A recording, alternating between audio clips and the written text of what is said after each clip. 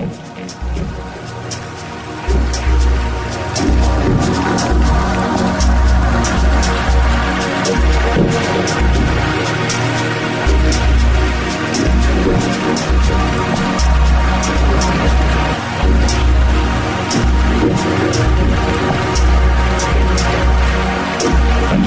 is OffPlanet Radio.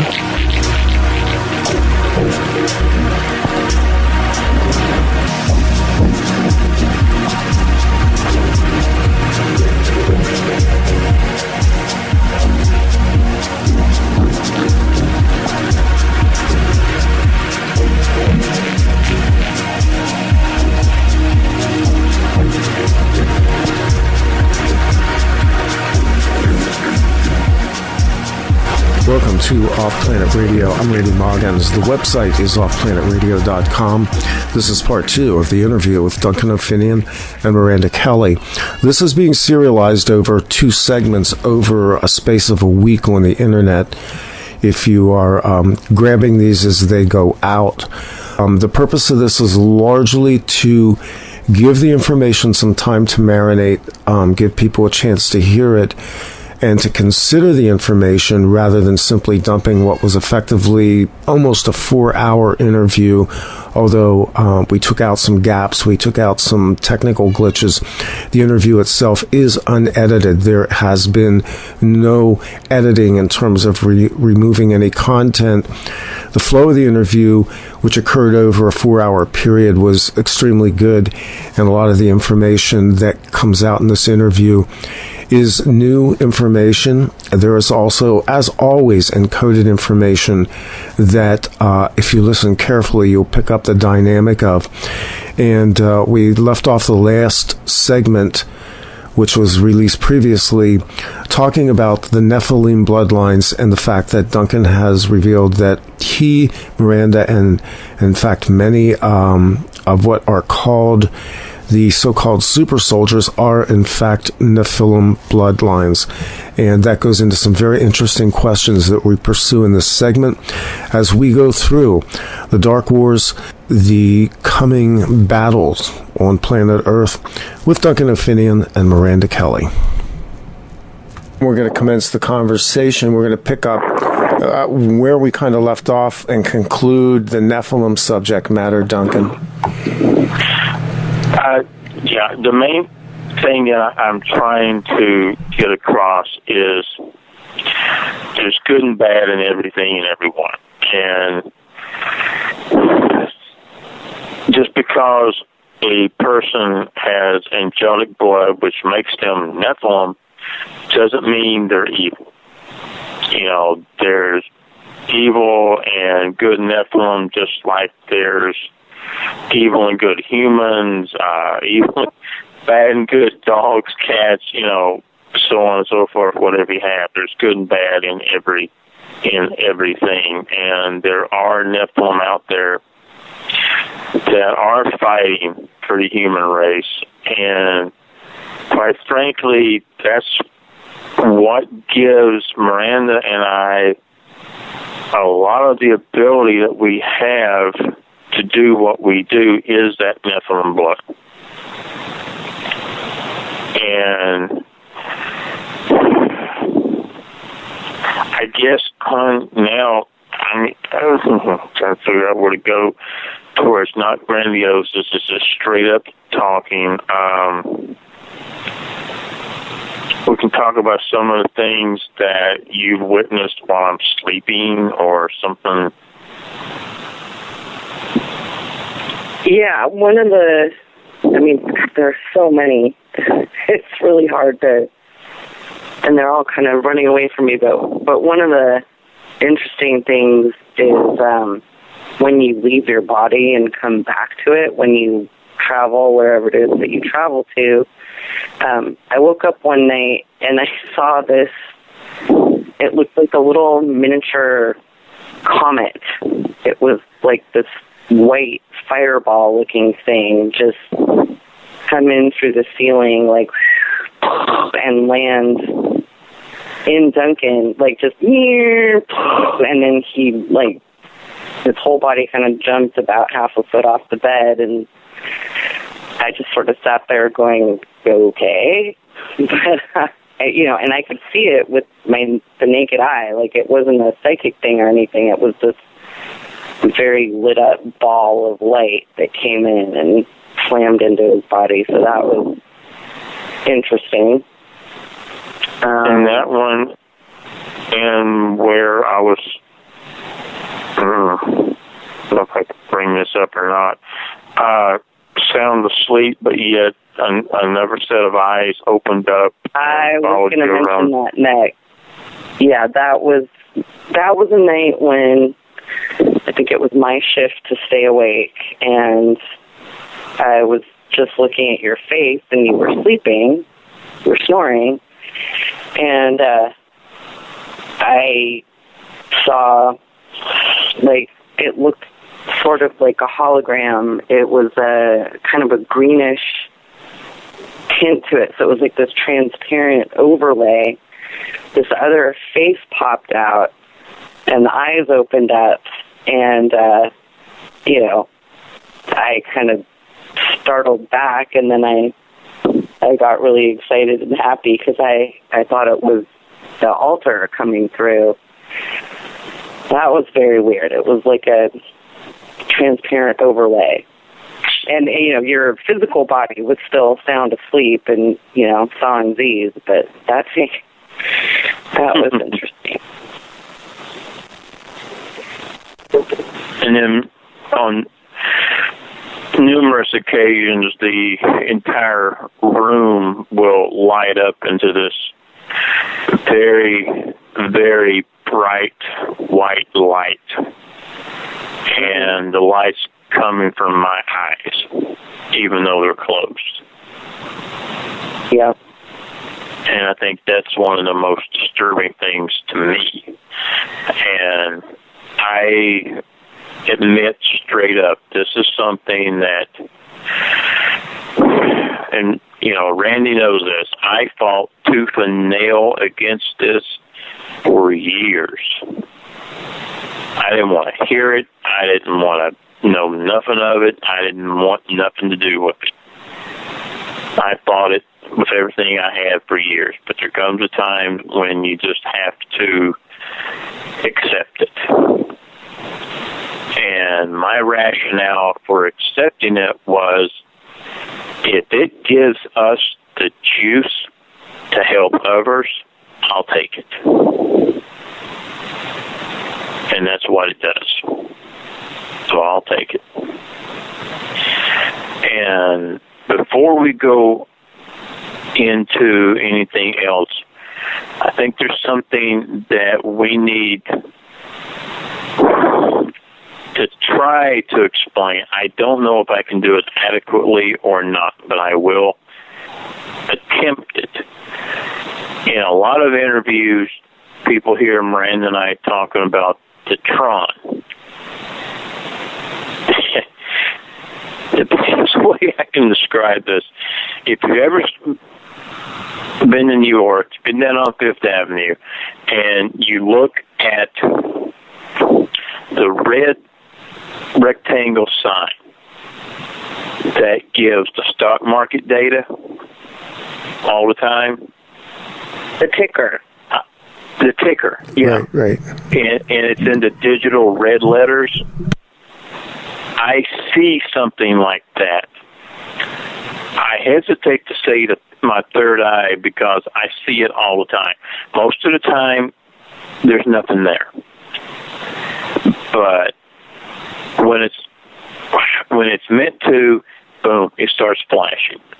And it will say danger, it'll say turn here, it'll say stop, so on and so forth. Well, when we're talking, it will also flash information. And from time to time, instead of it being that little rectangle up there, it opens up full screen to where that's all I see.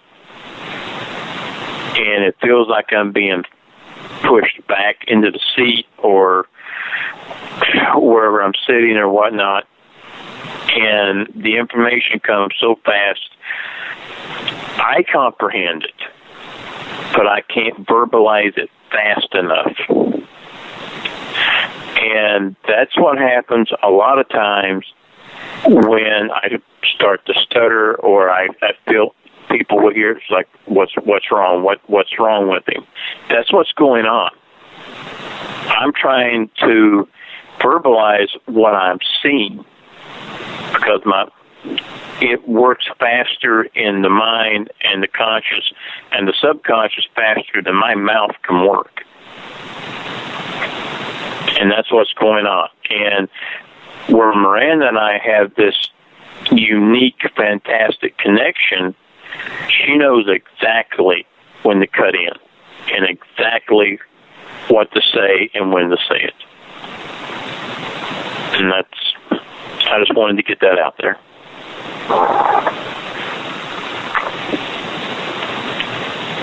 And we're not sure where the information comes from specifically. Like, we're not about blood. And, of course, our early theories were it's coming from one of the other personalities that he has. But as time has passed, and as we've gotten more information that's been really detailed and accurate, especially about esoteric things and the supernatural, we started to wonder, okay, maybe this is something else, somewhere else. And I think it's coming from a part of you, but I'm not sure. All I know is it's very handy. It's extremely handy. It's saved our butts on more than one occasion. We can say that. It's absolutely saved our bacon. It has protected us many times and warned us of danger a lot. You've kind of walked into a zone here, and I want to pursue this a little bit.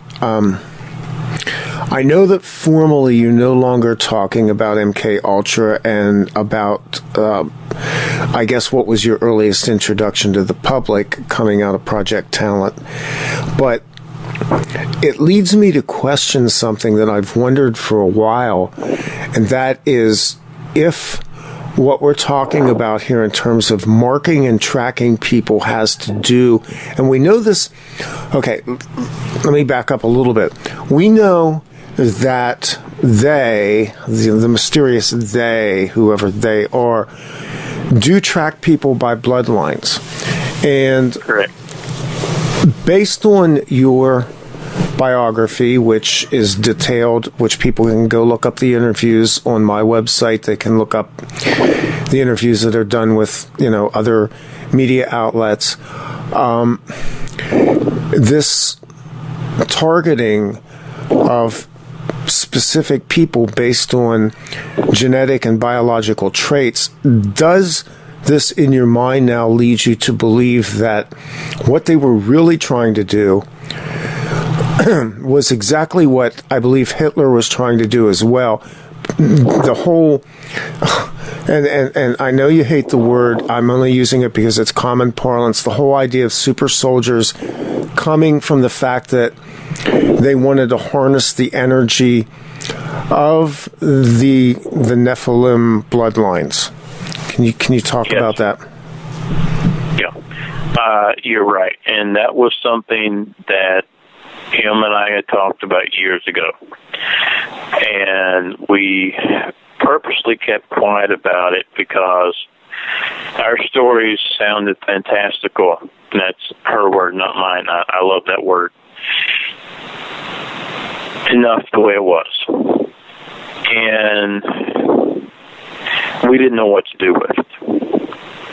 So we purposely kept quiet about it. But yes, we had known for a very, very long time that that's the reason that a lot of us were taken into some of these projects, was to co-opt that bloodline and use it for their own goals. The thing with that, though, is they underestimated us. And not just M and I, not just Miranda and I, but they underestimated a lot of us, many more people.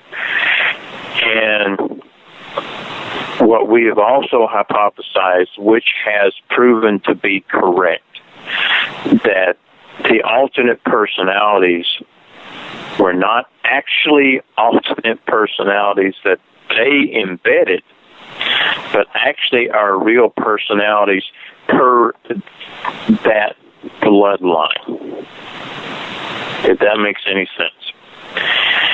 And in a great sense, we played them.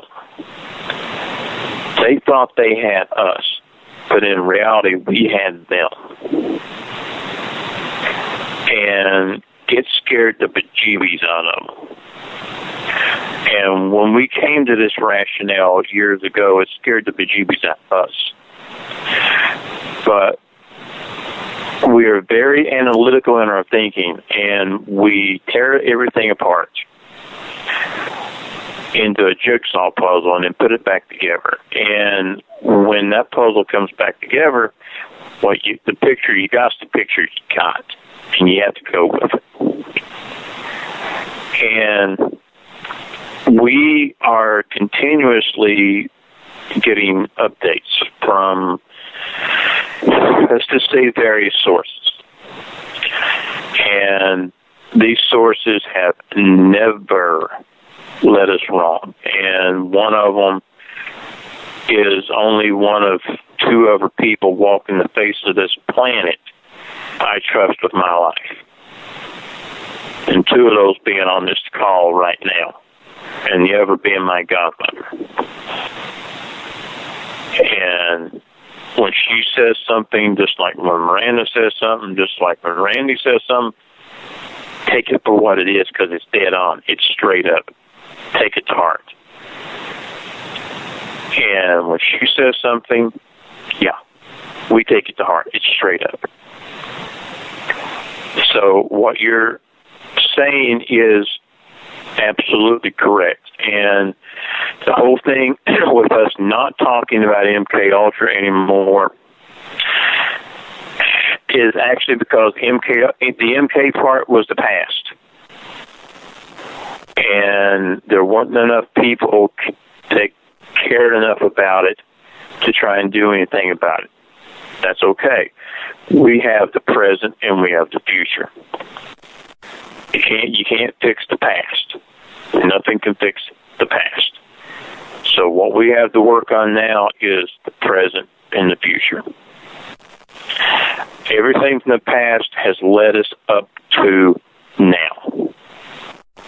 And as Miranda and I were talking a little bit ago, what we're trying to do, and especially her, because we both have the same goals, but we have our individual goals.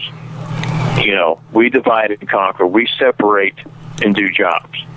And as she was saying, what she's trying to do is find the best way to homogenize all of this to help the greatest number of people that are listening. And on my side is to try with this interview is just to get people to understand not all that's gold, not all that glitters is gold, and not all that's dark is evil. If that makes any sense. No, that makes complete sense to me. This again goes back for me to what I said. I think in response to some people who asked me years ago if I wasn't going into the dark side, and I said that in order to learn the truth, I was going to have to go into the dark.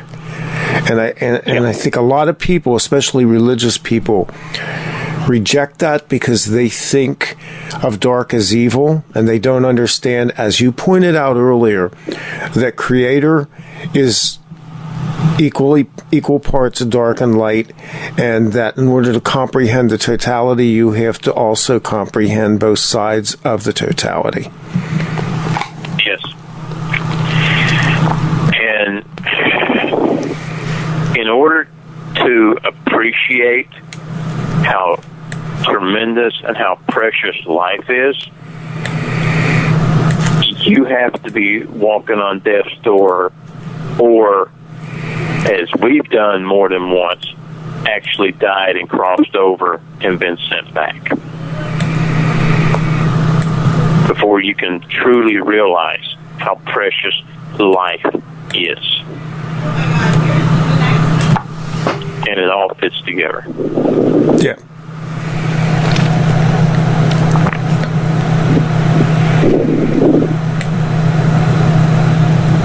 Go ahead, honey. I feel it. Oh no, that was good. I think with the MK stuff,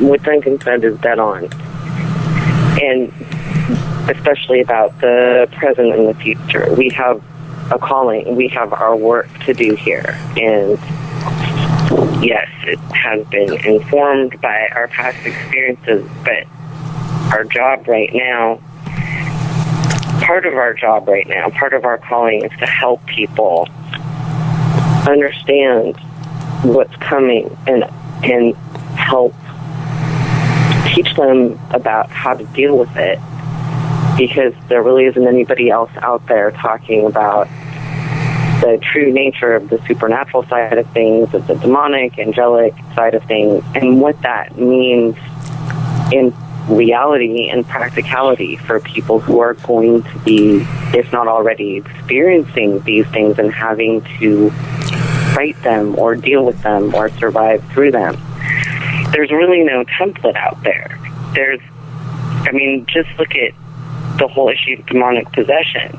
There are a few facts out there, but there's precious little information, and that doesn't even take into account what we're moving into with the veil thinning. So part of our calling is to help people understand that, and it's a very difficult subject. It's very complex. It's very difficult for people to believe, all of that. And so we struggle to try to bring as much clarity to our explanations as possible. So we feel like we're kind of muddling through this, but we're doing it so that people can understand how it applies to them. We're not just talking about vague philosophical concepts.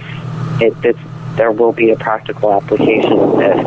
Well, and part of the problem is, okay, you're not, one of the reasons why it's useless to talk about MKUltra anymore is because and I know what occurred out there in the webosphere, so-called, was a trivialization of it, a bunch of imposters walking around, the whole super soldier summit bullshit thing that happened, and then, all of the rinky-dink types that were walking around presenting themselves, and it basically diminished the impact of what you were actually trying to bring out. Well, it was all orchestrated.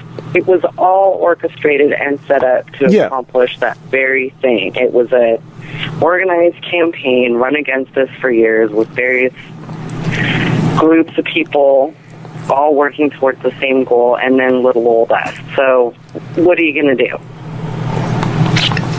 But the net effect of it... understood and stood up, great. That didn't happen, so we're moving on. The net effect of it is that the people who participated in that and the people who promoted it are the people who are now responsible for keeping people stuck in level 1. What part of, yes, there was MKUltra, and yes, they did all of these experiments, and there was Montauk, and there was all these other projects, and we're still talking about it, but we haven't done anything about it. So, whereas people should be at level 5 right now just for survival purposes, they're stuck in level 1 in the woo-woo, and they're not moving out of that, and instead they go to conferences, and they go watch YouTube videos from a bunch of posers. And the point of us doing this, and that's why I brought the subject up in the first place, is that we are legitimately trying to bring out information that is very difficult to parse, very difficult for you to present, and it's very difficult to digest, but people need to understand this stuff because of where we're at in time. Yeah. Yes, exactly. Absolutely. I mean, this isn't a deal where I'm not sitting here blowing smoke, and I'm not trying to make ad hominem attacks on certain people. As I said in another part of this interview, it isn't personal because I don't know these people, but I do know who they are in terms of what they're doing, and we're calling bullshit, and then we're saying, look, the whole point of what you were doing, of what we've done in doing all these interviews over the years, was to actually bring out information so that you had a backdrop for all the weird stuff that's going on maybe in your own life, or the stuff that's going to happen, or the things that you can't even process yet because you don't realize that all of this weird stuff, and it goes back to that saying on my website from D.H. Lawrence that we're in for the strange gods once more. Mm-hmm. That's why that's on the website. That's why I kept that on the website. Because, no, it ain't normal anymore. Normal is about to be redefined. Oh, God, yes. Yeah, and that just dovetails into everything that we've been talking about for the past couple of hours. What I'd like for people to think about for just a moment is this. For Miranda and I to talk about some of this stuff, it's not easy. However, I will say that talking about supernatural stuff and doing the things that we do now is easier than talking about some of the MK stuff, because with the MK stuff, we're talking about ourselves as children being tortured, abused, et cetera, et cetera. Okay, we've put that behind us. So when we talk about what we're doing now, it's still hard. I mean, we do stuff today. We did stuff a couple months ago. It's still hard for us to talk about, but it is easier. But with that said, we're not... I know what I want to say. I just have to phrase it just right. When we talk about the supernatural, the paranormal, the demonic realm, the angelic realm, etc., we're not talking about it from sitting on a computer watching YouTube videos and pulling up websites. We're talking about it from we've lived it, we've done it, we still do it standpoint. This is what we do every flipping day in one form or another. I like the way Miranda says it. It's our calling.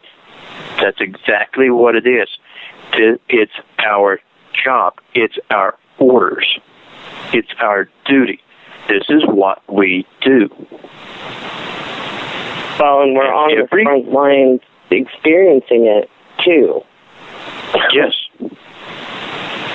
Exactly. And it really ticks me off to see so many of these people out there, and they have their TV shows and whatnot, like these ghost hunter shows, Ghostbuster shows, Ghost Finder, whatever name you want to call them. Guys, if you ever went face to face with something, you crap your pants. You're full of it. Stuff just don't work that way. And as Randy said, everything that comes out that is legitimate information, whether it's us with the MK stuff.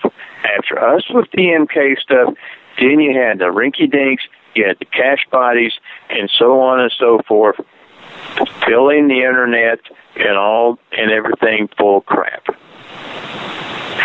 Now, with the veil thinning and people experiencing all these different things, you've got all these multitudes of TV shows and suddenly all these experts out there to muddle things.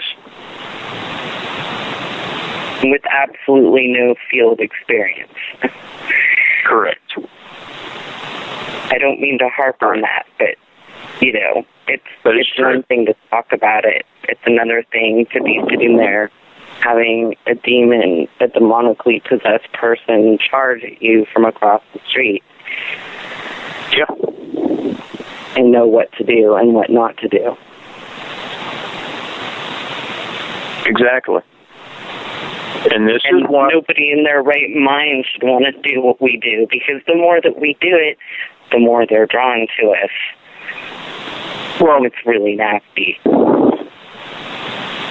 This is one of the things that we wrote about in a recent post. You do this. If you do this, even once, you draw a target on your back. And when you do that, there is no going back. There's no do-over. There's no, oh crap, I didn't know what I was getting into. It's too late. You do it once. Life as you knew it is done. It's over. You walk into our realm, into our world. Our world is hell every day. So don't write us asking, how can I get into this? Because you're not going to get an answer. And we get that more times than you think. What I get is the email from people that want to know how to get out. And if people knew what I've done in terms of, I can't put on radio the people that I've talked to for endless hours and the people that have written me and sent information, and they're in it up to their neck. And yeah, there's some things you can do to make it better, but like you said earlier, you're not closing that door again. This is going to be a lifetime battle now. Well, it's like every time we do a job, let's say someone has a demonic attachment, and we get that demonic off of their back. We get that monkey off their back. Sooner or later, that monkey comes after us. And its friends. And all 7 of its frickin' friends. And its cousins and its sisters and brothers and so on and so forth. And the more you do of this, the bigger your list of enemies get, and the smaller your list of friends become. Yeah, it's real great when they start showing up every other time you go to the grocery store in multitudes. Yeah. That's just a fact of life for us. It'll freak you out. You walk into a grocery store, 4, 5, sometimes 7 or more people turn around in unison, all at the same time, and they look at you and their eyes turn black. And you got to think, what the hell am I into? Why did I do this? Well, and you're in public, and you need to know, the rules about how that works, because, if you, like with the homeless one, comes charging up at you, if you take any action on a public street, if they're there, people are going to be like, that chick just attacked a poor homeless woman. And you get thrown in jail. And they know that. And that's so in that moment, why they do it. And in that moment, what it turns into is a silent spiritual warfare that nobody around you sees except maybe you standing there stiff as a board, fingers making certain symbols,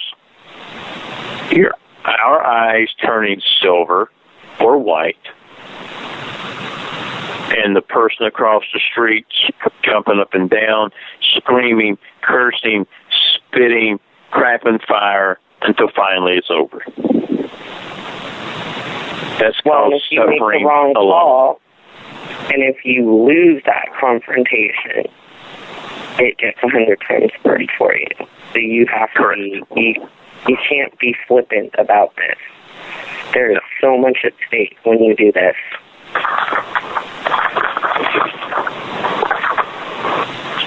And it just gets my gall to see these pathetic little TV shows where these so-called experts, demonologists, exorcists sit down on a couch and calmly say, "In the name of Jesus, we'd like you to leave this house now." It don't work like that. That ain't the way it is. Ever. Never was, never will be.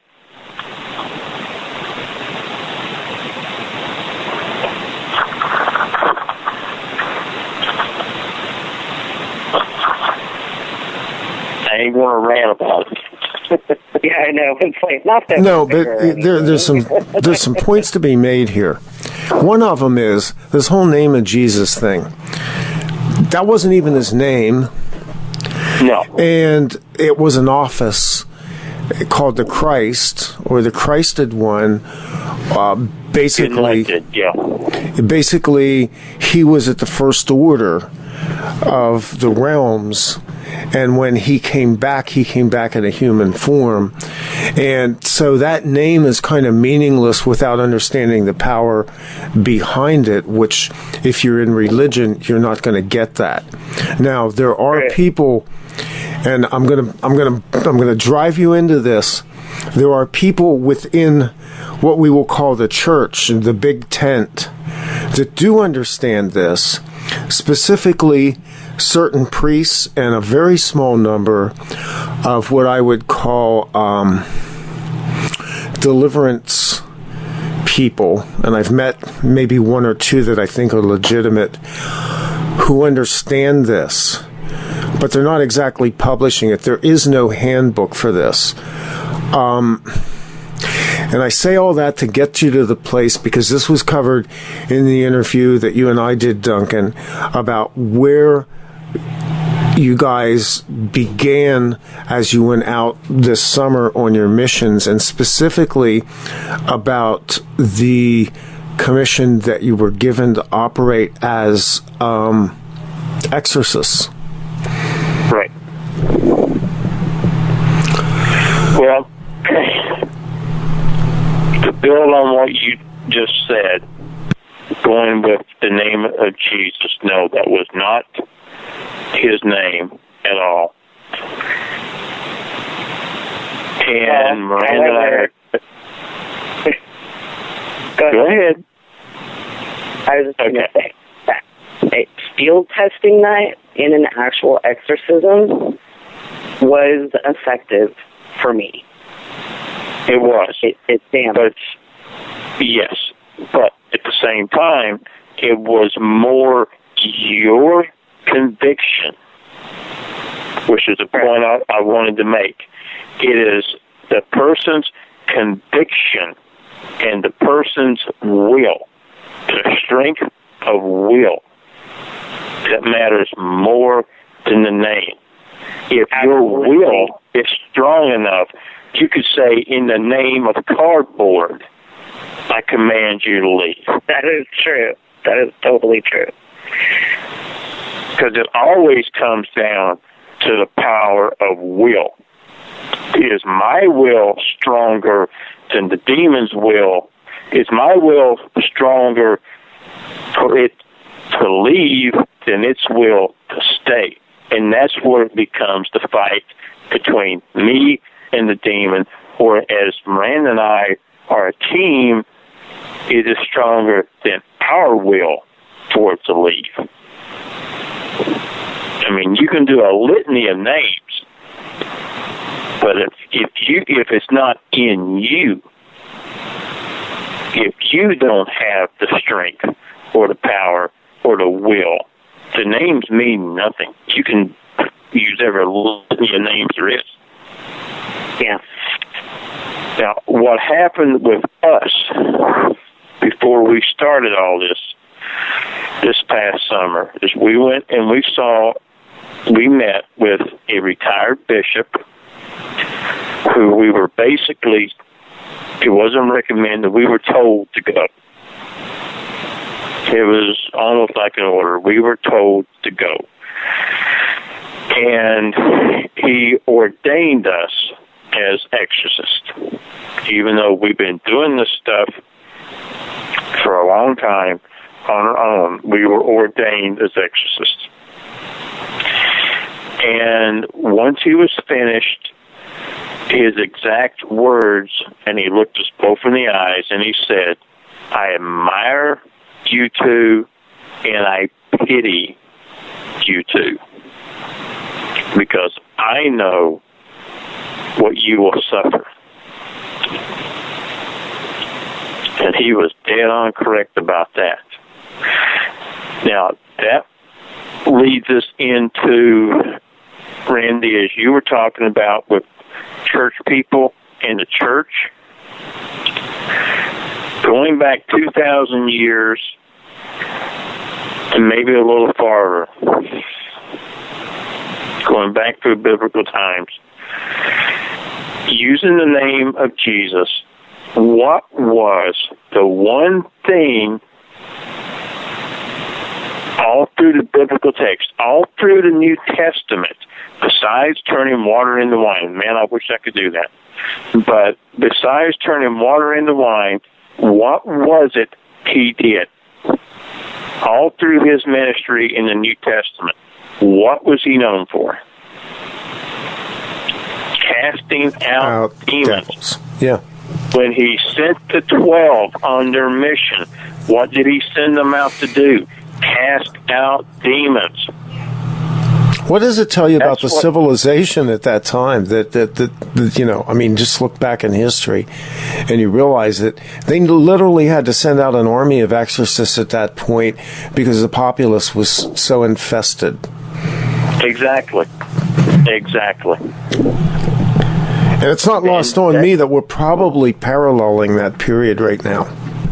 Yeah, I mean, do we think it's better than it was back then? Do we think that there's less of a need if it was that bad back then? I don't think so. No, I don't either. I think it's on steroids now.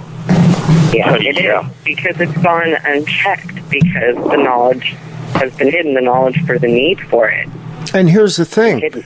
He sent them out, and they were completely inept at that. I mean, they had to... he was in Gadara. They had to bring him down to take out the legion that was in the man who was in the rocks at Gadara, cutting himself on the rocks, and then he had to send the spirits into a herd of swine. And you ask yourself the question, these were Hebrews, what the hell were they doing with swine in the first place? And what was he really saying? He made, you know, if you were just to read the New Testament the way Thomas Jefferson did and just cut everything else out and look at what he was saying, because he says at one point, the demons cast out, the house is swept and garnished and clean, and when the spirit comes back, the man is 7 times worse than he was before. Exactly. Well, that's a pretty flippin' heavy statement. It kind of says, you're not getting out of this real easy. No, and that's what we tell people. When they call us in to do a job, we tell them, we'll do the job, but it won't be over. And then we'll do the job, and then we'll try to explain to them, so we're going to come after you now with everything plus the kitchen sink. And then that's when we try to do the teaching part of how to protect yourself, protect your home, protect your family, so on and so forth, because you've been marked. You've been marked. And they will never leave you alone. Ever. No, I had to sit next to one and get a freaking pedicure. That was all kinds of not fun. I'm serious. I'm sitting there and it comes walking in and I'm like, oh no. And like my feet are in the water. Like I'm like, what do I do? What do I do? It was horrible. And it sat there, you know, making horrible noises and trying to taunt me. And I had to play it cool because if you engage them, you better win, and all kinds of bad things like I talked about, where, you know, that's what they want, to get you arrested for, you know, attacking somebody. You can't be like, oh, no, I'm not attacking her, I'm just exercising her. It's all good. Yeah, there's a 5150 right there, at the very least. No, I'm laughing because I remember the text I got from that. Yeah, I texted him. I'm like, no. Because I remember what I was doing. I remember what I was doing when I got the text. That was funny. That was hilarious. Yeah, hilarious. A little unnerving, sitting there with someone going, I know, but when you sent me the text, I'm at the pub, and I got two other supernatural creatures ready to cross swords, and I'm thinking, okay, how do I answer this? Do I say, honey, I'll get back with you, or do I... Just wanted a damn pedicure. That's too much that. This is something else people need to understand. We laugh our butts off at ourselves. Because if we didn't, we have to. We just cry. Well, humor is the way that you deal with tragedy. I mean, that's actually part of what makes us human. And if you've ever encountered those who are not human, you'll find out the distinction real quickly because they don't have a frickin' sense of humor. No, they don't. Also a protective mechanism, actually, because when you are in the vicinity of one of these things, and this doesn't happen for everybody, but when we are, the energy field that a demonic gives off is incredibly toxic. It kind of eats your soul, and I'm not being over dramatic about that. You feel nauseous and ill, and like your life force is dampened a little bit. It's very strong. You can feel waves of energy, like when you open a hot oven and it comes out on you.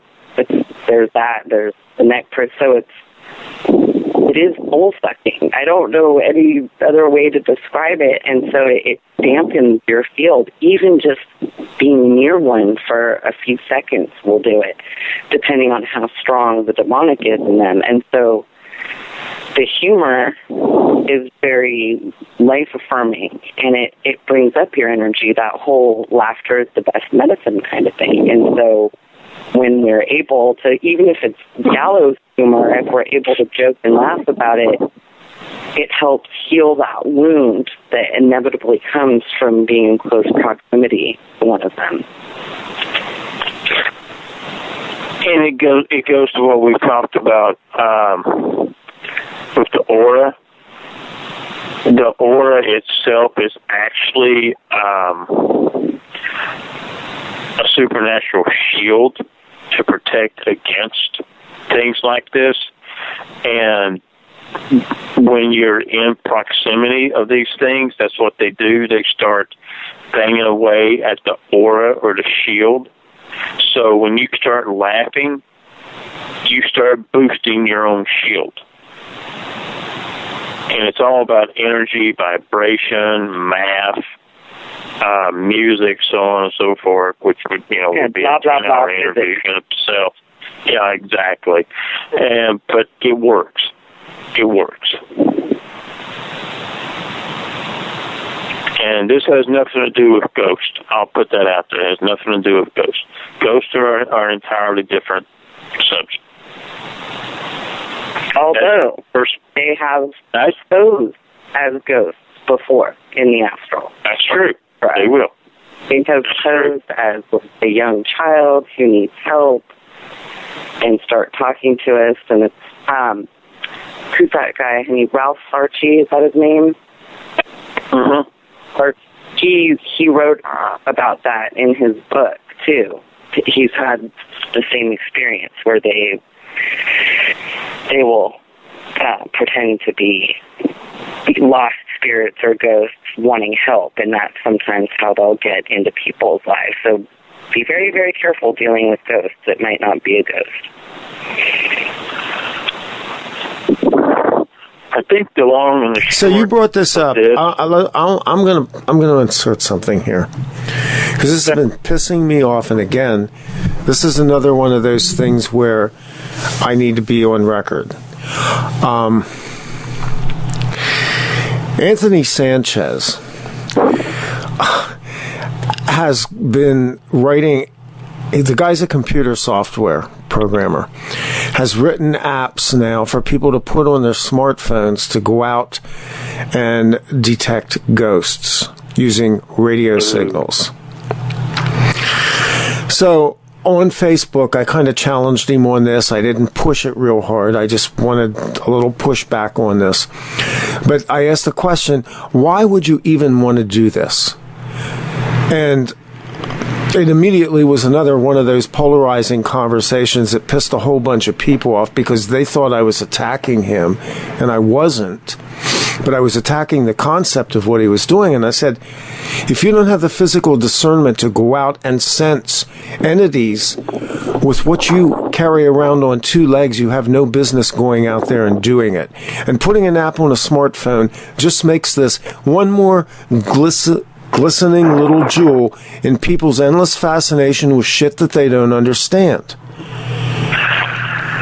And I have a real problem with it because they don't know. Again, you open these doors, you ain't going to get them closed. And if you're one of these people drooling over your smartphone looking for a ghost, you're screwed. Yeah, that's pretty much what I was going to say. Just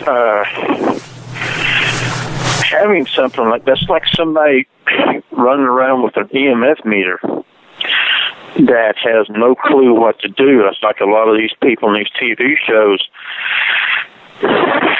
go out and call out a ghost or a demon, and then they run when it shows up and say, oh, well, we found something. Now, if you need us, call us, and they're out of there. It's kind of the same damn thing. I think what Sanchez is doing is grossly irresponsible, and I think he is culpable in whatever comes down from it, knowingly or not. This is stuff you just don't do.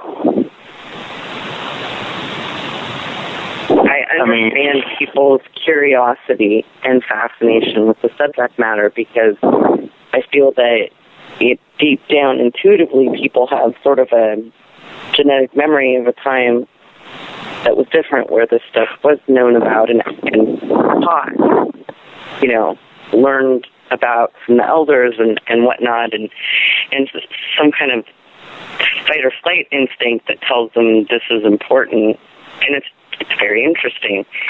The problem is nobody, again, the information about how to safely deal with this, how to protect yourself, how to fight, has been deliberately hidden, and wrong information has been given out. People they are responsible for their actions, but a lot of people don't know any better, and that's done totally by design as well. Well, it's like the fifth rule of magic. Don't summon that which you cannot send back. And with these phone applications, you're basically summoning something via electronics and technology that the individual has no clue how to deal with or send back. So the idea that you can do this is not new. I built crystal radios when I was a kid. And you know me, I'm kind of an electronics freak, and I build stuff, and I play around with stuff. I knew then that it was possible to get spectral entities on a radio transmitter, and especially crystal radios, because they're highly sensitive and they're highly tunable. This is still not something you want to play around with, but my point is that there's a danger in digital electronics that people don't understand, because they don't understand the concepts of the spectrum of signals that are coming even through their computers. They don't understand that these phones we're walking around with are electromagnetic transmitters and receivers, and that our bodies are being turned into parabolic antennas. Well, that goes into a whole other level that takes the emergence of technology and the human biology, because now you're charging a biological parabolic antenna. And I interviewed a man in Canada who I consider to be a legitimate paranormal researcher, a guy who's gone out in the field named Richard Palmisano, who has the Searcher Group in Canada. And Chris Hawley and I interviewed him, and he was very, very emphatic in his warning about amateurs trying to do this kind of stuff and what he went through. This guy actually went to a priest after he went into a haunted property, and the priest turned against him and then turned around and burned the church and walked away. That's how dangerous these entities are. Yes, sir. You're dead on right. And that interview is on my website. You can search it. It's Richard Palmisano interview, and he talks about this. And the man was genuinely respectful of the forces that he was dealing with. And he's absolutely correct about that. You have to be respectful of what you're dealing with, especially in this. And so a lot of what we're bringing out in this interview tonight is part of the overall training. Folks, this is a training session. It's random in some ways, and it's kind of scattered because it's difficult to pull all this stuff together. But part of your survival is going to come into understanding how to deal with things that you've not encountered before, and to trivialize this and to turn it into some sort of game with digital phones and an app on your phone is really dangerous. It really trivializes it, and it's highly irresponsible. And thanks to you guys, you gave me the opportunity to open up the conversation about this tonight, because I've kind of been loaded for bear for a while over this subject. Okay. It's a dangerous subject. It is. It's an extremely dangerous subject, and I would caution anyone, this, phrase this just right. What we do, and what a great number of others like us do, because we're not the only ones. We're not unique in all this. Let's put that out there out front. We're not unique in this. This is not for amateurs. This is not for thrill seekers. This is not just for the curious. Unless you have had a legitimate calling, unless this is something you have been born to do or born into, stay away from it. Stay the hell away from it. And leave it for those who were. Or it would get you killed. Or worse. As John Storm said, there are things worse than death. And that is not an exaggeration. It's Second, not a game. It's called the second death. Absolutely. It's not a game. It's not a TV show. It's not a YouTube web video. It's serious stuff. It's life and death. Not just your life and death, but the person you think you might be helping. Because when you take on a client, when we take somebody on, when they call us or they write us and we travel 1,000 miles or whatever it is, we go and meet with them. We fight for them. We are responsible for them. If we lose, they lose. We're responsible for that person's soul. And that is not something to be taken lightly. That is of the utmost seriousness. More serious than anything you've ever thought about. If it's not for you, stay away from it. Just stay away.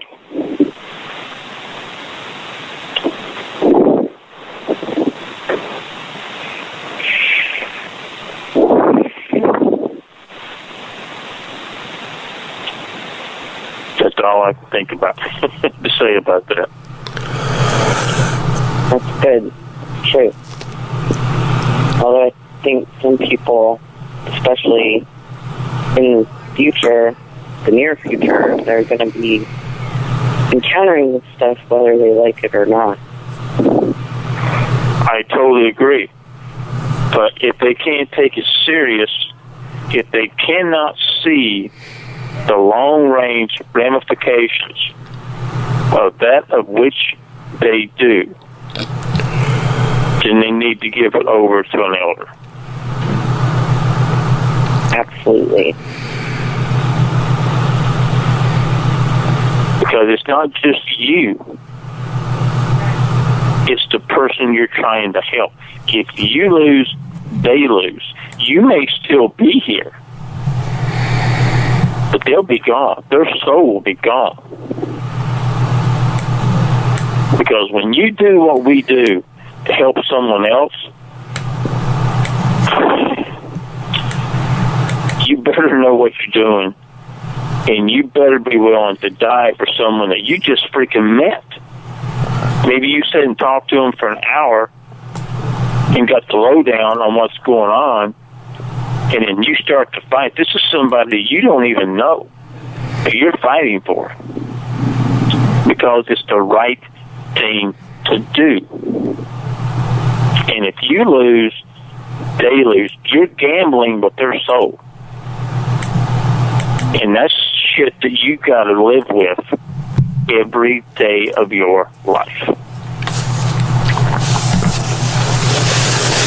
And that's what we have to do. That's one of the reasons we don't sleep.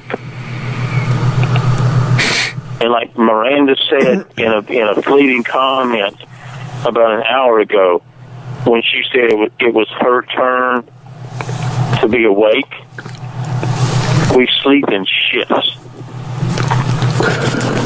So the other can protect the other.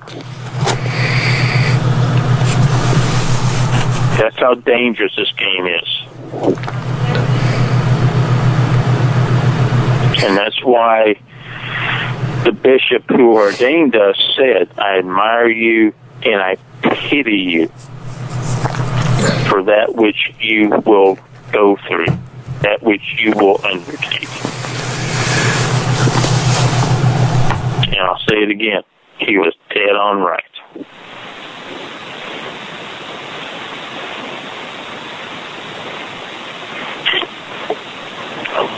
Well said. Thank you. I want to move the conversation a little bit here. And based on the narrative that Duncan describes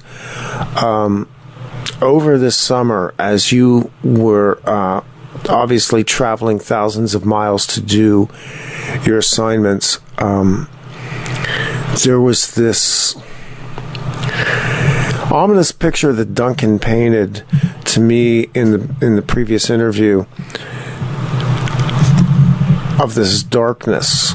And even as he was describing it, I was getting chills, and I was actually getting flash visions when he was talking about it. Can we go into this a little bit? Is this something that you can talk about? I can now. This is where I got in trouble. Okay, I knew I was on thin ice here, but I felt like I needed to try and frame it up and see if you could go there. No, we're pretty much free and clear now. See, if I kept my mouth shut and waited a few weeks, we'd have been okay. But no, it's me. I got a big mouth. I'm Irish. What can I say? It's the coming darkness, and that has to do with what we talked about earlier, with so many of the fallen being released from their chains. And the biggest and the baddest of those is Azazel. Now, just as the dark side, and I'm using that term very loosely here, just to distinguish between who's who.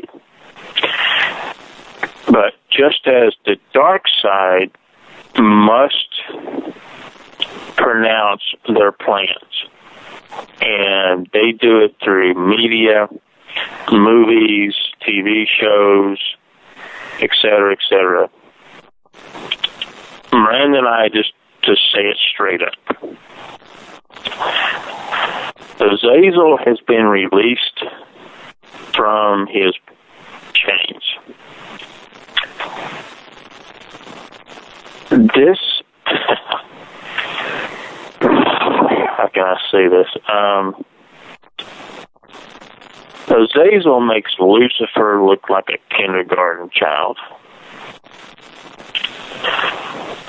When you go back to the beginning, Lucifer fell on philosophical principles.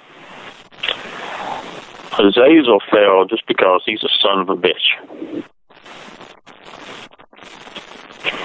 And straight up, this is the way it has to be said, because we don't have mass media, we don't have TV shows, we don't have script writers, so what we say, we have to say straight up. My job is to take on Azazel and take him out. Azazel is the power behind CERN. Azazel's got to go. And I've been tasked with taking him on. That will not stop the coming darkness, but it'll make it a little more gray than black if I win. Yeah, and that was a question that I'd asked you in the first interview, if this was tied to CERN, because this goes back to all of our previous interviews as well. It may be interesting for listeners to note, too, a confirmation on this, because I pulled up the reference. Show I did February 15th, 2012, with a group called the Chronicle Project up in Canada, who have been doing retranslations of Hebrew scriptures, because what they said was basically that the Hebrew translations were completely screwed. And in that interview, Chris Tyerman, who's the head of the Chronicle Project, talks about the return of Azazel. This is in 2012. So, people might want to go look at that, because you are not the only person talking about this, Duncan. It's just that you are coming at it from a first-person perspective, which is obviously just beyond frightening. But also, the fact that researchers have been looking at this, and there are people out there who have studied this and can confirm exactly what you're saying? Well, like I said, Azazel is the badass of the fall. He's the worst of the worst. Well, and this goes back to the Book of Enoch, too, by the way. It does. It does. Underneath Azazel would be Beelzebub. Lucifer barely makes the top 5, in all honesty. As bad as Lucifer is/was, he barely makes the top 5. And this is something that so many actually none of the Christian churches that I know of, and that includes the Catholic churches, the only ones that I know that even talk about this are the old traditional Catholic churches from Pius V on back that even give reference to any of this. You mean like the pre-Vatican II? Way past that. Way past World War I, going back that far. You mean, would Malachi Martin fall into that category, do you think? Malachi Martin was a breed unto himself. Malachi was way beyond his time. Malachi Martin was a Jesuit, yes. But not everyone who's a Jesuit is an evil son of a bitch. Exactly. We're back to this again.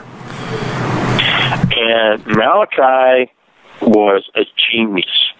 The man spoke, and not only spoke, but wrote and understood 7 different languages. So he was so far above the curve of all of the modern theologians out there, it wasn't even funny. And Malachi Martin was one of the first ones to publicly talk about the 1,000-year reign. Where it talks about in the Bible that Christ would rule for 1,000 years, and then Lucifer would be loosened for what is known as a short season, in which he could go out and prowl the world for souls once again for a short season. Then he would be cast in chains and on down so far. Okay. Going beyond that, Malachi Martin was the first one to talk about 1,000-year reign depends on who has control of the most souls. He was the first one to publicly state that. That it could be the bad side that ruled for 1,000 years, which in biblical terms, 1,000 years just means a damn long time. It could be 10,000 years, it could be 50,000 years. Because in biblical terminology, 1,000 years was as high as they went.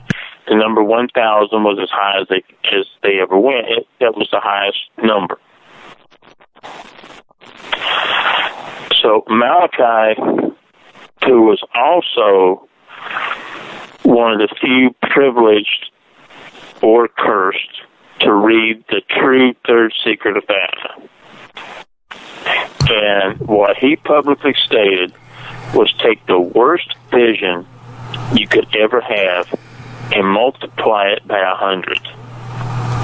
That was the third secret of Fatima.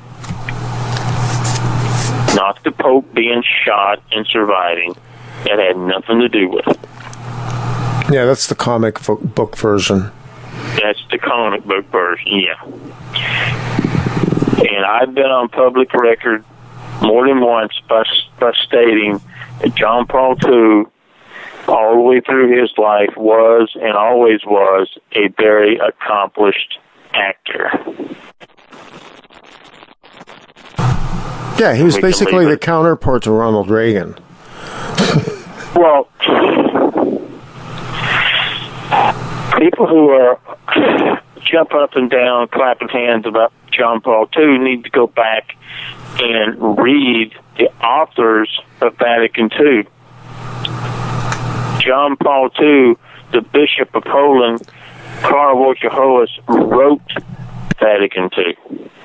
He was the architect of Vatican II.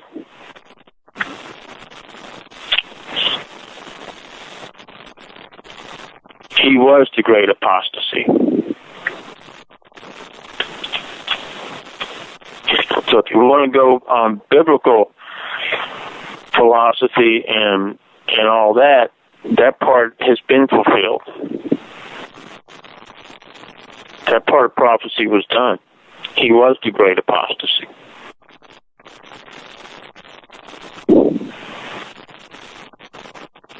But Malachi Martin was killed.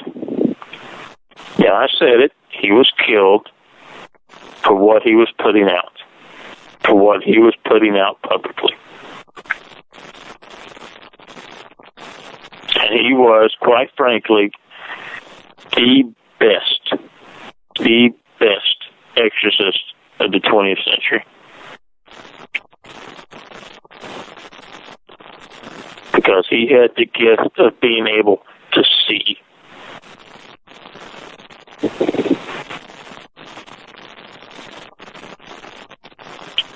I don't know how I wound up on this, but we did. You wound up there because I pointed you there, because I don't think at this point... You still there? Somebody just hit a button? Okay, good. I get nervous when that happens. and the Asian pear wine is kicking in. But my point was to try to build on the existing body of evidence, because you know as well as I do, when we release an interview, you're going to get assailed, I'm going to get attacked, people are going to say, Duncan's full of shit, he's self-aggrandizing, all the usual yada yada yada stuff. But of course, this is as serious as you can get in a subject. I mean, this is the path I've been going down for a decade. So I'm trying to pull threads together that people can make their own conclusions about the evidence that's an offering here, which, then goes into CERN. And it's funny because I just heard an interview with another talk show host who's talking now about CERN opening up vortexes and the fact that they are conjuring entities. Stuff that we talked about, 4 years ago, however long it's been. 24 and 5 years ago, yeah. I mean, at that time, that was completely exotic. And now there's people that are talking about it because it's out there. And this information needs to be collated and put together. And it's not just Duncan saying it, but it was Duncan saying it when nobody else would say it. Yeah. Yeah. CERN. Okay. Honey, I'm going to trust you to cut me off before you think I say too much. Oh, boy. CERN right now is the most scariest thing on this planet. I'm going to walk a very, very thin line here. And I'm going to try not to cross it over.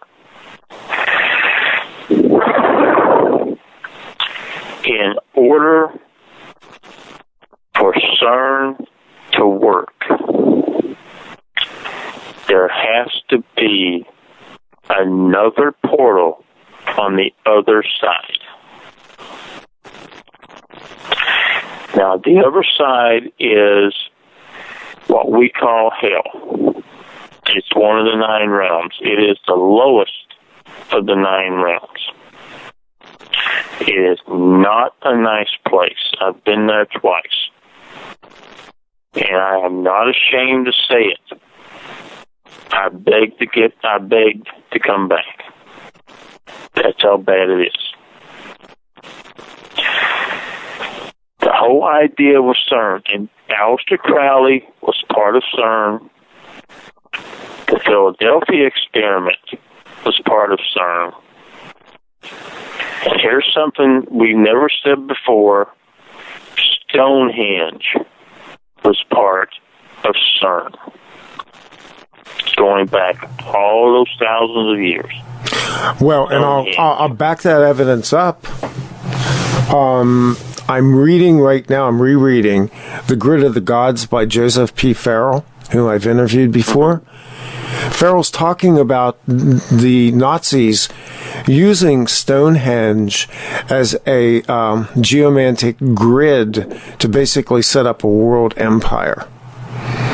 Yes. Prior to actually doing this right before and immediately after the time that Hitler came to power in Germany, he had some of the most powerful people working on the grid lines and mapping at Stonehenge in order to use geomancy to wage the campaigns of the blitzkriegs.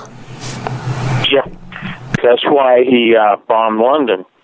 He needed to get everything and everybody pushed away from Stonehenge at that time so he could go back. So he was going to Stonehenge before the beginnings of World War II. That people don't understand. Hitler was doing this stuff years and years before the beginnings of World War II. This was decades being played out. But Stonehenge, thousands of years ago, was part of CERN, was part of trying to merge us with hell, two different dimensions. And this goes back to the second Thor movie, which you and I talked about before. Where they say what they've got to say. They put their information out in multimedia and movies, TV shows, etc. We just come on here and say it flat out. For CERN to work here, there has to be a connecting portal on the other side. That's how it works. The two connect.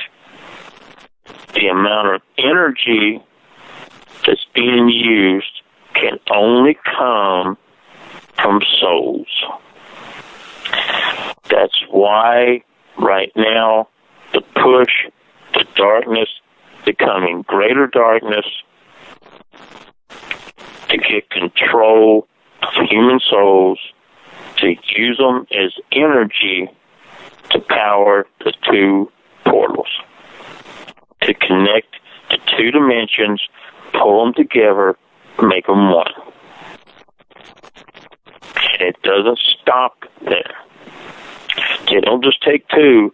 They actually, if they pull this off, they will actually take three. And then the goal is to go right on up. Take the mythology out of everything. Earth is what is called Midgard. Midgard, or Earth, has the importance that it does because it is the only place in the other 9 locations that you can get to the other 8. It's the only place that has openings to go up, down, left, right, forward, and back. You can't do that from any of the other 8. That's why Earth, or Midgard, is of such strategic importance. That's why they want it so bad.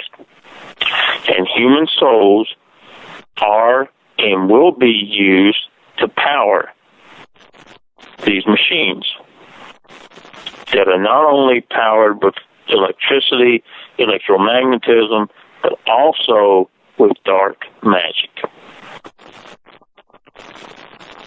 The goal is to go right on up into the angelic realm to where you have nothing but a dark universe.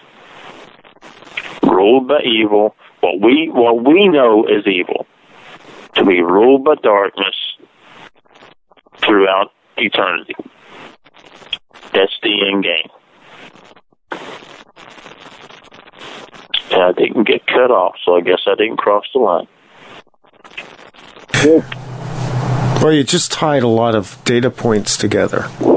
A lot of data points. And I would just say people are going to have to go back through that narrative again and then trust their intuition to help them connect the dots, because I was standing here and my jaw's hanging open. And I've got goosebumps. And I'm getting those flashes again because you pulled together a whole bunch of critical data points that tie together every interview that you and Miranda and some of the other folks that we've done interviews with, including John Storm, have talked about for, the last 5 years. I guess I got to figure out how to say this so it comes out just right. And when I go really slow like this, it's because I know I'm walking that really thin line. The information that Miranda and I have concerning everything that we've been talking about has never and does not come from watching anyone else's interviews, listening to anyone else's interviews. This knowledge comes not only from within, but from sources, let's just say, much higher up than we are. We've been talking about the angelic realm, and underneath the angelic realm is the high elven realm, and so on and so forth.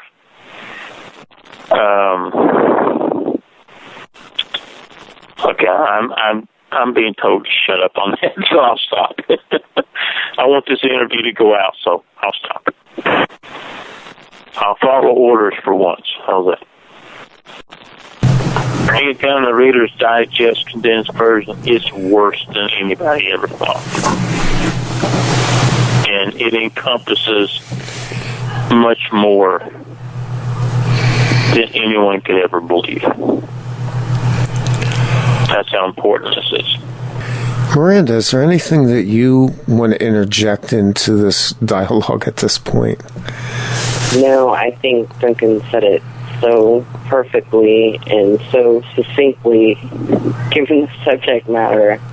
I'm very, very glad for that. This is something we've talked about for a really long time, something we've been getting information on for a really long time, and like he said, it's time for us to put it out in as cohesive a way as possible, and I think he just kind of knocked it out of the park there as far as clarity goes, and I hope people understand how important this is. It's really important, and those who are meant to will, I know, but he says none of that lightly.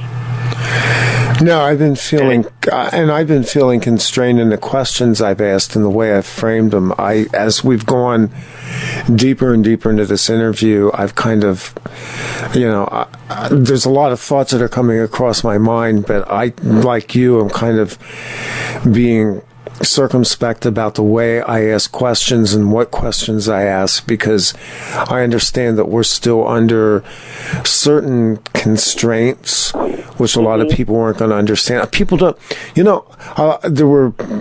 most people were really very good about this, but when I pulled down the last interview, there were people that were kind of pissed off at me. And they're like, well, who's telling you to take these interviews down? And I said, when I posted it, I said, the deal is that certain shows have come down and I won't say any more about it. And I refused to say any more about it. And I had people that wanted to send me private links, that send them private links and all kinds of things. And I went, no. I went, that show was there for a short time. It was pulled. If you got it, You have it. Do not post it. And I will not say any more about it, because I understand that this information is being allowed to come out in measure for reasons that most people are not going to understand. We may not even understand all the reasons, actually. We just know... No, I don't claim to understand it either. I'm not... but I have a sense of it, and I've had a sense of it for the last 45 minutes as we've gone down this tunnel, about being very cautious and at the same time trying to frame things in a certain way that we could put information out without compromising the interview. Yeah, and I take full ownership, of that last one. And that's not even the issue. I mean, this is the way it rolls. I was being given the warnings to shut up, and I overrode them. And then, when somebody shows up in your face and just like, oh, crap. When that happens, it's like, yeah, okay, pull them. And that's the way it goes. And sometimes my mouth, because I feel so freaking passionate about the right of the human race to freaking survive. I am that damn passionate about it, because I know that the human race has not had a fair shake. They have not had a good deal. And I feel passionate enough that the human race has a right to survive on its own accord, because it has been meddled with, it's been jacked with, it's been screwed with by races outside this solar system, by interdimensional creatures, by every frickin' thing in the book. The human race hasn't had a fair shot. It hasn't had a fair chance. And it deserves a fair chance. And Miranda and I have been beat down, stomped down, spit on by the human race, by the worst of the human race. And with all of that, we find no blame in them. There's no blame. Because it's the other people, the other entities that are to blame, not the human race. It was never intended to be this way.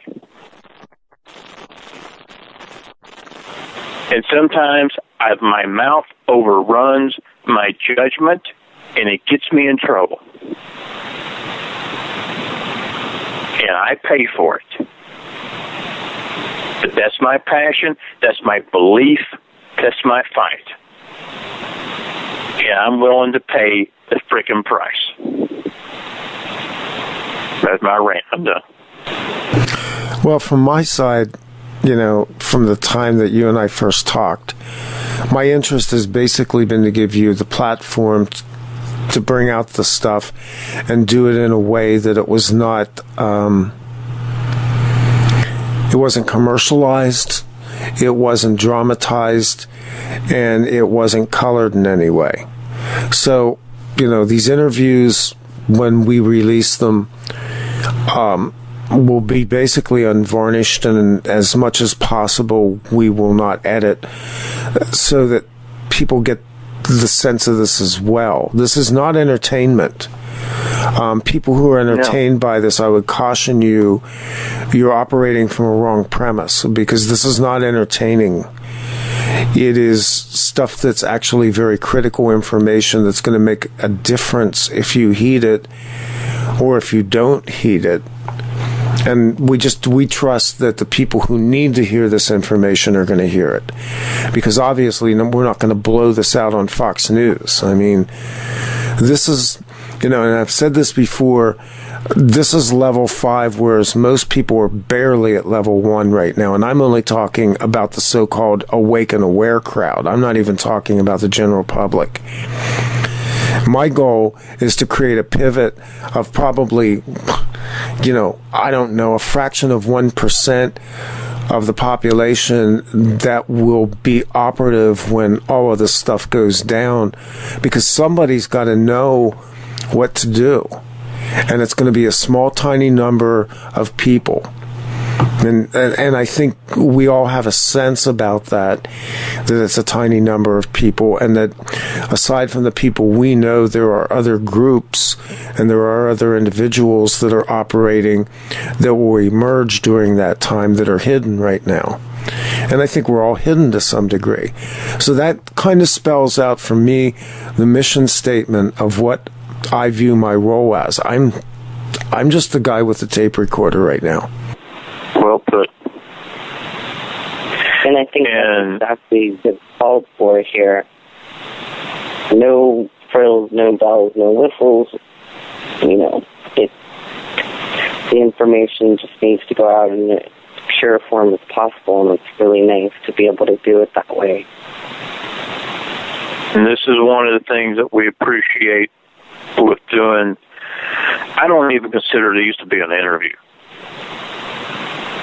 These are just, in my mind, recorded conversations. And that's one of the things that we appreciate about these so much, is they go out raw.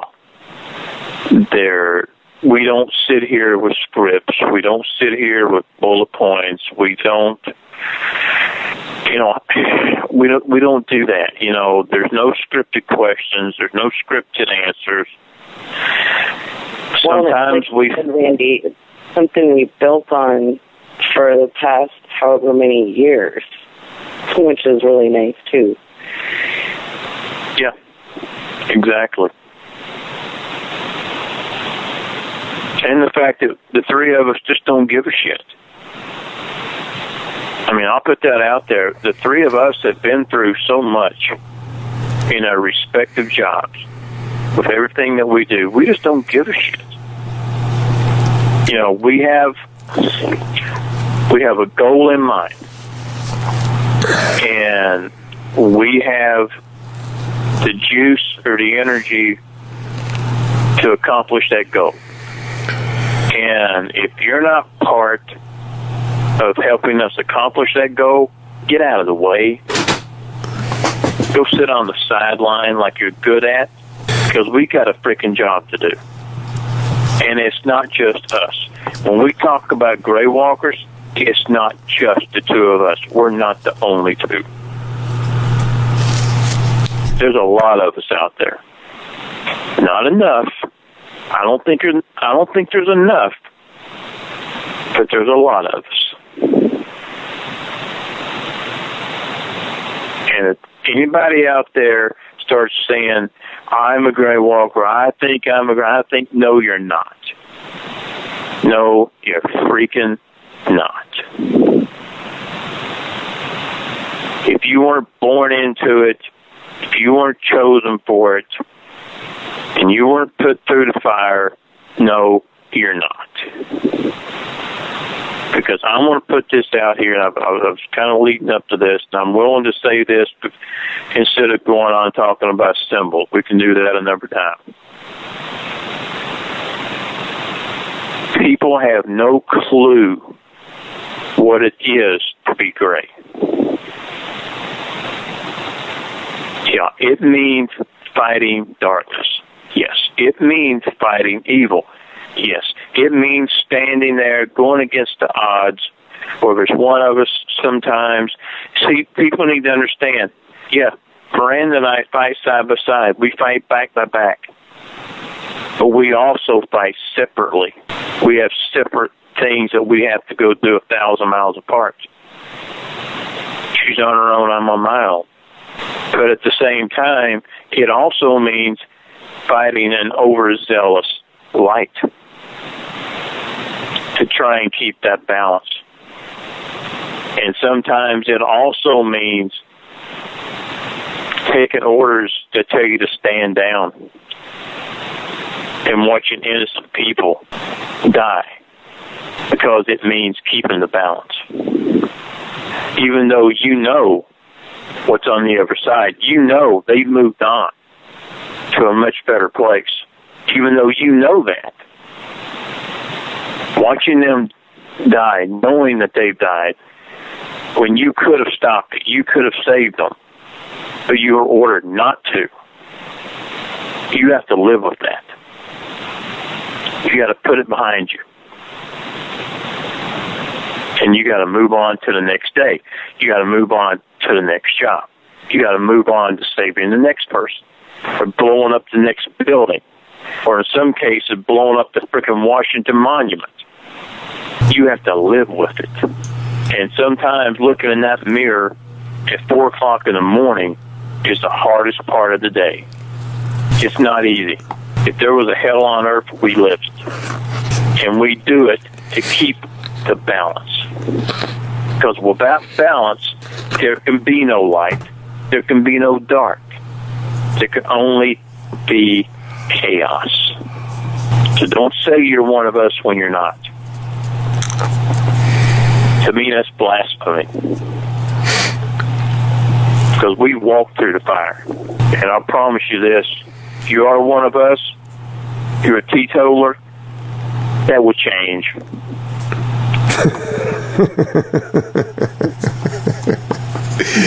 Yeah. I don't know what else to say now. I'm sorry. No, I think that was... I don't think I'm sorry needs to even be included there. You know, I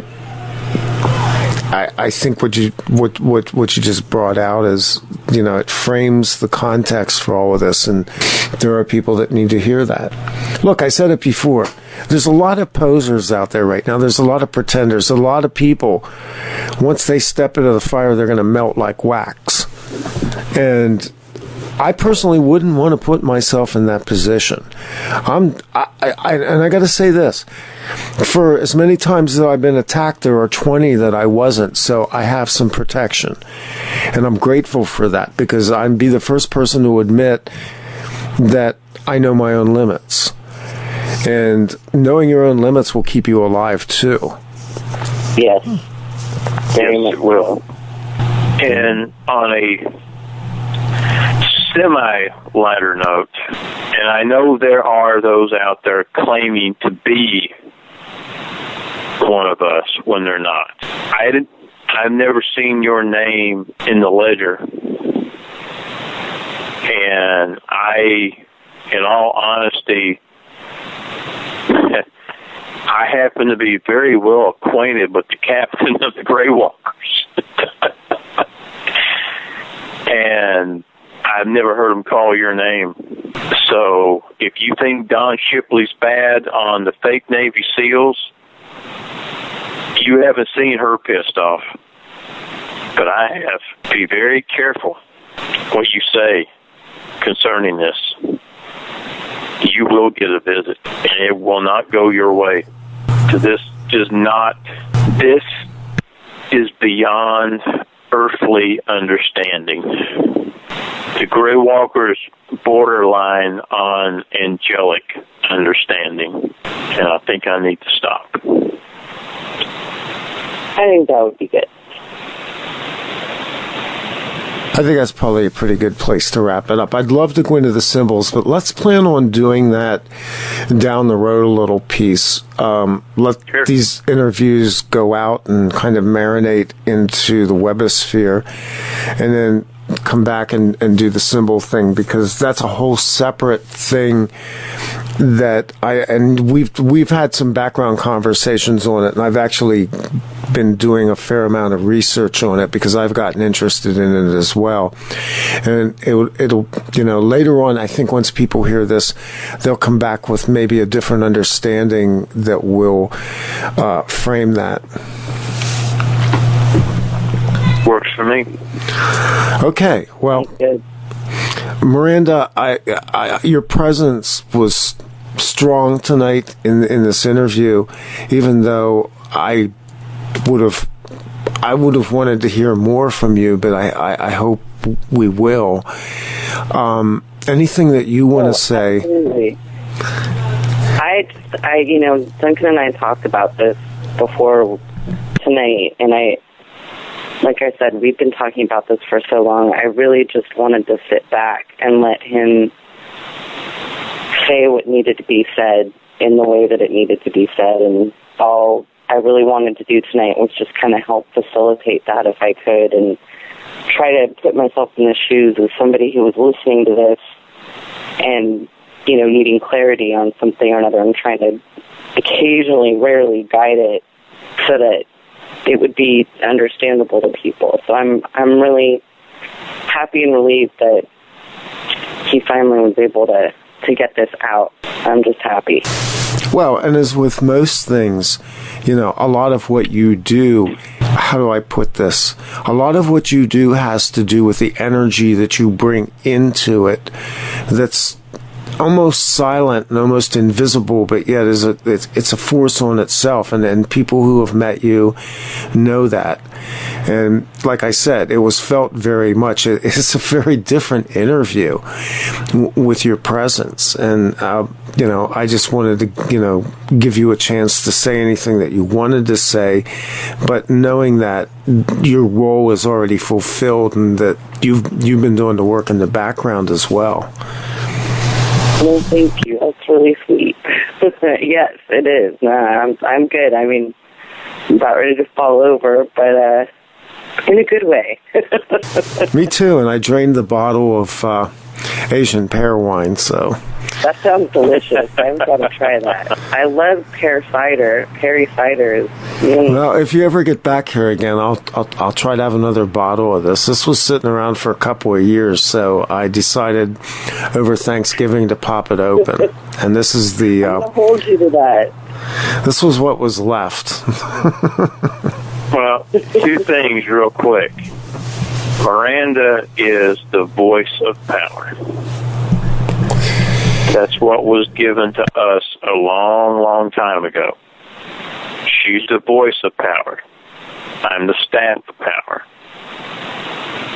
You separate us, we're nothing. We only work when we're together. And you better get a couple of cases of Guinness, because we're coming. Yeah, I'm looking forward to that. I am really looking forward to that. Because we got some work to do. Well, you're deeply missed, you're deeply loved, and deeply appreciated for what you brought out in this interview. And I think we'll just sign off. I think we'll just sign off with that. And as I always like to say, the truth is out there. It's inside you. It's not in somebody else. And that's where you find your power, the inner voice. This is OffPlanet Radio signing off.